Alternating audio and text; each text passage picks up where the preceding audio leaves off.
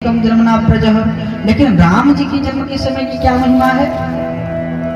तो गोस्वामी जी कहते हैं, जेहि दीन राम जन्म श्रुति गावई, तीरथ सकल तहाँ चली आवई। राम जी का जब जन्म होता है अयोध्या जी में, तो सारे तीर्थ, कितने तीर्थ हैं? तीर्थ कितने हैं? आप कहेंगे वृंदावन, अयोध्या, मथुरा, माया, काशी, कांची, अवंतिका, यही नहीं कहेंगे? सौराष्ट्र सोमनाथम च श्रीशैले मल्लिकार्जुनम, यही न कहेंगे? कितने तीर्थ हैं? 96 करोड़ तीर्थ हैं। 96 करोड़ तीर्थ हैं, शास्त्रीय तीर्थ। अब आप समझो 96 करोड़ तीर्थ है, तो 96 करोड़ तीर्थों में घूमने के लिए आपको कितना जन्म लेना पड़ेगा? कितने जन्म बीत जाएंगे? व्यक्ति अपने जीवन में 60 साल 70 साल का जीवन होता है, समझो कि बहुत कृपा भगवान की प्राप्त हो रही है, धन्वंतरी भगवान की। हाँ, तो शतक मार लेगा, सेंचुरी मान लेगा। तब भी अगर 100 वर्ष भी पूरे करे, तो एक एक क्षण भी अगर एक तत्व में बिताए, तो भी बहुत होगा, तो 1 लाख होगा, उससे ज्यादा तो होगा नहीं। लेकिन राम जन्म की क्या महिमा है? तो जिस दिन राम जन्म श्रुति गावई, जिस दिन राम जन्म होता है, राम नवमी होता है, समझो चैत्र शुक्ल नवमी जिस दिन होती है, तीर्थ सकल तहाँ चली आवई। सारे तीर्थ अयोध्या पहुंचते हैं, अयोध्या धाम पहुंचते हैं सारे तीर्थ। भगवान के जन्म, भगवान के चरण की महिमा है। भगवान का चरण जहां पड़ता है, भगवान का जहां चरण पड़ता है, उस जगह की महिमा बढ़ जाती है महाराज। भगवान कृष्ण का चरण पड़ा, कहां पड़ा?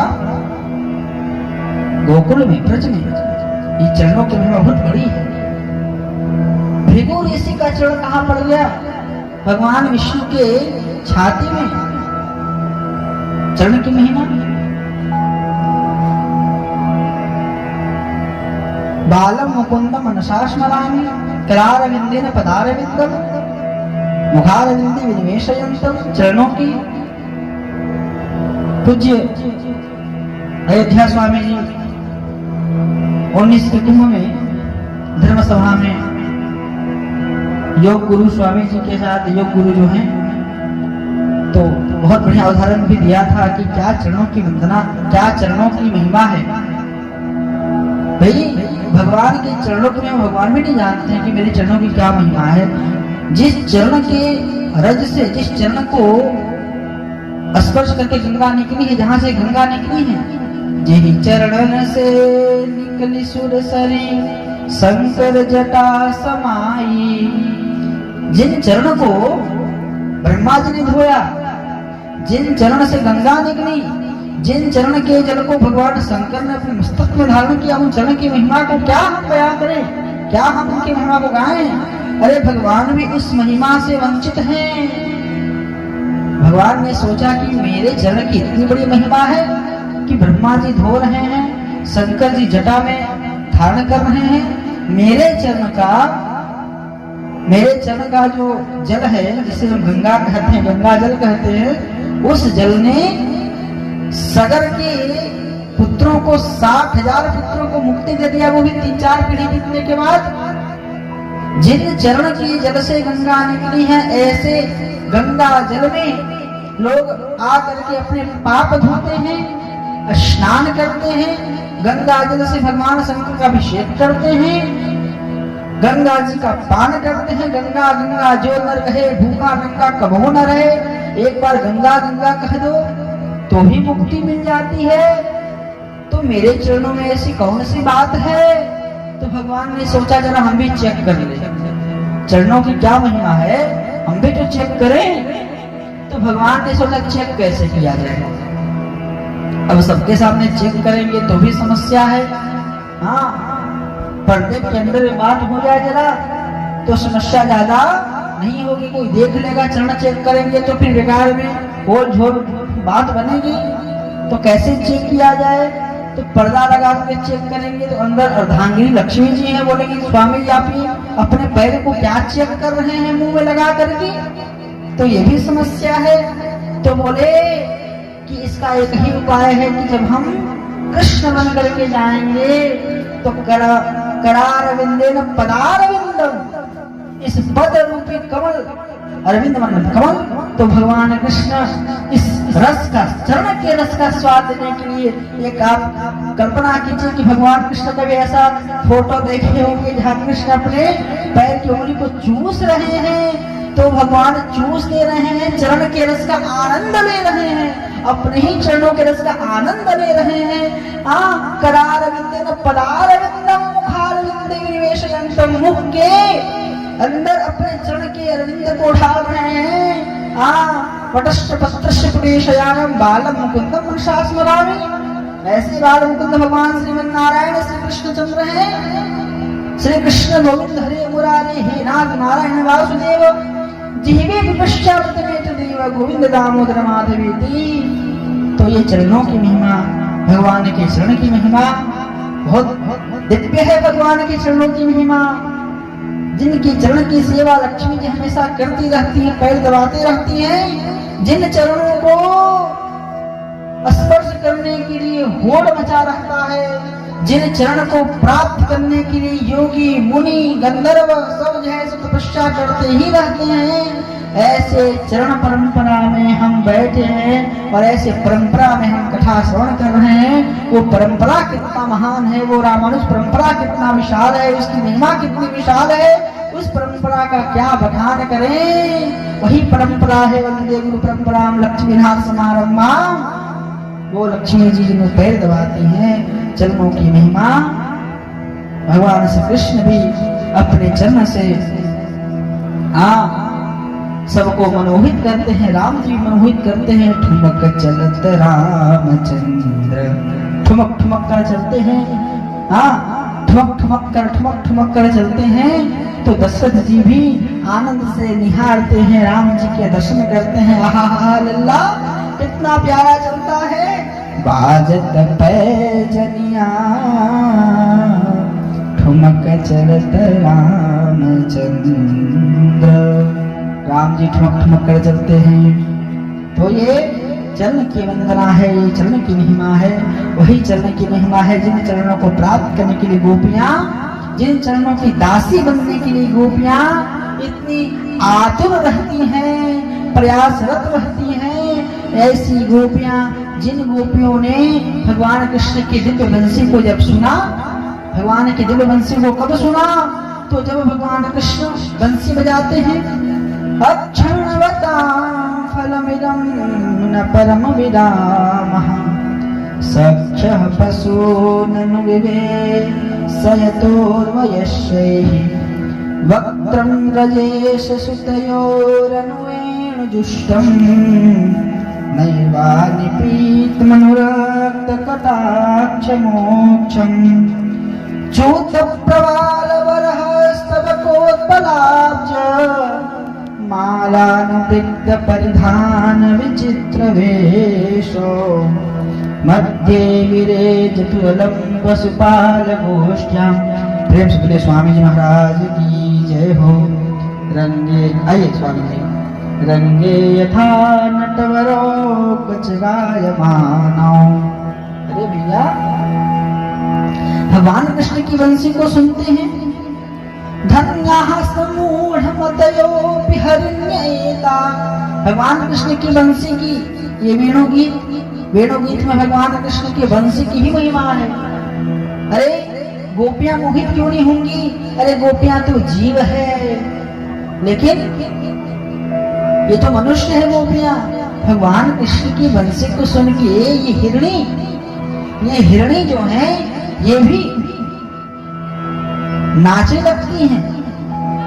धन्यास्म मूढ़मतयोऽपि हरिण्येता, यानन्दनन्दनमुपात्त विचित्रवेशम्, जा करके भगवान कृष्ण की बंसी को सुन करके भगवान कृष्ण के साथ वो भी सोचती है मनुष्य होती तो बैठ करके कहती कि कृष्ण इसको और बजाओ, रोको मत। एक गोपी कहती है कि तुम तो ये चेतन की बात कर रही हो, ये तो हिरणी फिर भी चेतन है, जीव है। अरे जब ये जड़ की बात करो, ये पर्वत, ये गोवर्धन पर्वत, जब भगवान कृष्ण की बांसुरी बजती है तो क्या होता है? प्रायो बताम्बा विहगा मुनयो वनेस्मिन् कृष्णे क्षिदं तनुदितं कलवेणुगीतम् आरुह्य गीतुम्भुजान् रुचिरप्रवालान् शृण्वन्तमिलितपुरुषो विगतान्यवाचः। अरे ये जो नदियां हैं, ये नदियां निर्मल रूप से बहने लगती हैं धीरे धीरे। गंगा जी यमुना जी बड़ा वेग से बहती हैं, आवाज करती हैं, लेकिन जब कृष्ण जी बांसुरी बजाते हैं तो ऑटोमेटिक अपने आप यमुना जी का धार कम हो जाता है, धीरे धीरे बहती हैं, हवा धीरे हो जाती है। ये जो पर्वत है, ये पर्वत भी लगता है कि एकटक भगवान कृष्ण को देख रहा है। भगवान कृष्ण की महिमा है, भगवान कृष्ण की महिमा, वंशी की महिमा। अरे सोचो कि वो मुरली कितना भाग्यशाली होगा जिस मुरली को भगवान ने अपने अधर पर रख करके बजाया। वो मुरली जब भगवान कृष्ण ऐसी ही बंसी बजाते हैं, एक रात शरद पूर्णिमा की रात को भगवान पिता रात्रि शरदोत्फुल्ल मल्लिका विक्षरन्तुं मनश्चक्रे योगमाया उपासितः। एक रात भगवान ने ऐसी बंसी बजाई है, अपनी योग माया का ऐसा विस्तार किया है कि आज वो बंसी सबको नहीं सुनाई दे रही है। हाँ, भगवान तो प्रतिदिन बंसी बजाते थे, लेकिन आज भगवान ने जो बंसी बजाई है शरद पूर्णिमा की रात को, शरदोत्फुल्ल मल्लिका, आज जो बंसी बजाई है भगवान ने, आज की बंसी सबको नहीं सुनाई दी, उनको ही सुनाई दी वो बंसी जो भगवान कृष्ण के करोड़ों जन्मों की प्यासी थी महाराज, जिन्होंने अपना मन चित्त तन मन धन, कहते हैं आरती में, तन मन धन यह जीवन सब कुछ है तेरा। तो हम लोग केवल आरती में गाते हैं, गोपियों ने इस भाव को सार्थक कर दिया कि तन मन धन यह जीवन सब कुछ है तेरा। सब कुछ अर्पित कर दिया महाराज कृष्ण के चरणों में। यहाँ भी चरण की महिमा है, भगवान कृष्ण के चरणों में सब अर्पित कर दिया। तन मन धन यह जीवन सब कुछ है तेरा, तन मन चित्त सब अर्पित कर दिया। आज वही गोपियां, कौन गोपियां? दंडकारण्य वन की ऋषि मुनि, त्रेता युग के राम जी के वनवास के समय जिन्होंने राम जी को अपने प्रेतम के रूप में पाने का प्रयास किया। राम जी ने कहा महाराज रुक जाओ, अभी हम मर्यादा में हैं, हम जब लीला पुरुषोत्तम धारी बनेंगे, लीला पुरुषोत्तम बनेंगे, तब लीला करेंगे आपके साथ। समझो कि ऐसे ऐसे दिव्य ऋषि मुनि आज गोपी बन करके, उन गोपियों को आवाज आई, सबको नहीं, घर में तो सब थे, लेकिन आज जो बंसी बज रही है उस बंसी में क्लिंग क्या है? आज उस बंसी में क्लिंग माने काम, कामदेव को भी परास्त करने वाली वो बंसी भगवान ने बजा दी। तो क्या होता है? सारी गोपियां जो जिस दशा में थी, दुहंतो भी ययुः कश्चित्, कुछ तो गोपियां गाय का दूध दुह रही थी। दोहं हित्वा समुत्सुकाः, कोई गोपियां तैयार हो रही थी, बाल झाड़ रही थी, कोई गोपियां अपने बच्चे को स्तनपान करा रही थी, जो जैसी थी उसी अवस्था में। पयोधिधृत्य संजाव मनोदास्या पराययोः, जो जिस अवस्था में थी महाराज उसी अवस्था में। कोई श्रृंगार कर रही थी, तो मुरली की आवाज जब सुनी तो समझो कि कान का कुंडल नाक में पहन लिया, किसी ने नाक के कुंडल को कान में पहन लिया भगवान कृष्ण के ऐसे बंसी को सुन करके। कोई शिशु ने पियो भैया, कोई बच्चे को स्तनपान करा रही है। पत्नी का कोई अपने पति के साथ है, जिस अवस्था में थी उसी अवस्था में निकल पड़ी। पतियों ने रोका, परिवार वालों ने रोका, कहाँ जा रही है, किधर को जा रही है, हमारी बात सुनती नहीं है। गोपियों ने कहा कि आज जाने दो, आज मत रोको, आज मत रोको। उन्हें लगा पागल हो गए हो, पागल हो गई है, बावली हो गई है, बिना बताए कहाँ जाती है रात में, आधी रात में। अरे कल वैद्य के पास ले जाएंगे। और सबके घर का यही हाल था गोपियों का। सब लोगों ने उन गोपियों को बंद कर दिया कि